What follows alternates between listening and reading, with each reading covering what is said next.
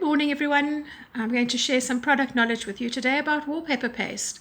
It's very versatile, it's inexpensive, it makes up large quantities and is ideal for so many different products.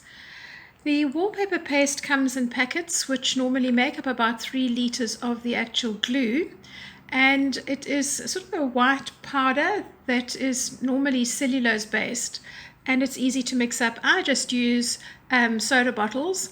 The good thing to do is to put the water into your soda bottles first and then use a funnel. It's so hot here, that's all I can think of. To use a funnel to pour the powder in and just let it dissolve.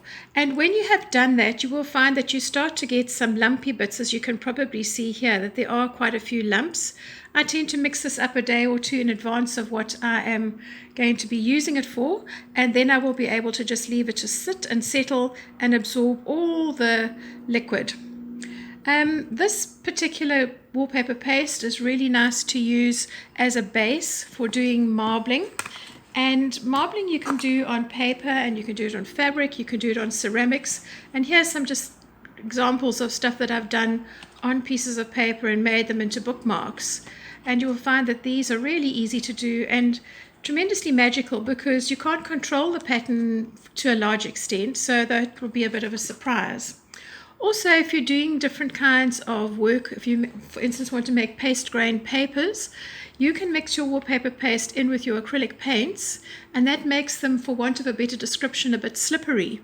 And that allows you to do a whole lot of different textures and things in the actual paint while you're working. And then you can also take your wallpaper paste and mix it up with your wood glue. And this is a great glue for paper mache. So on its own, if you were doing paper mache, the wood glue tends to be quite sticky and it's a bit annoying to work with, to be quite honest, and it dries really quickly.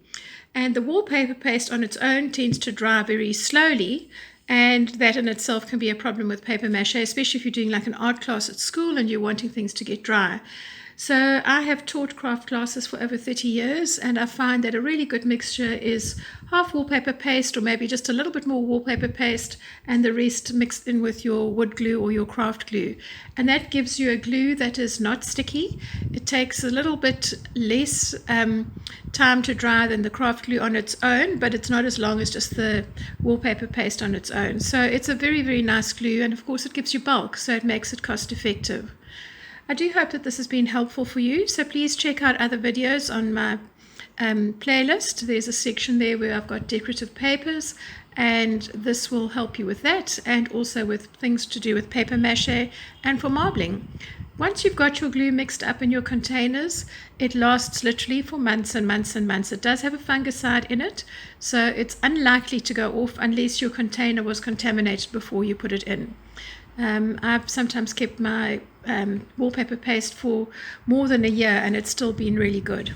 So, good economical glue to use, but also very versatile. Bye for now.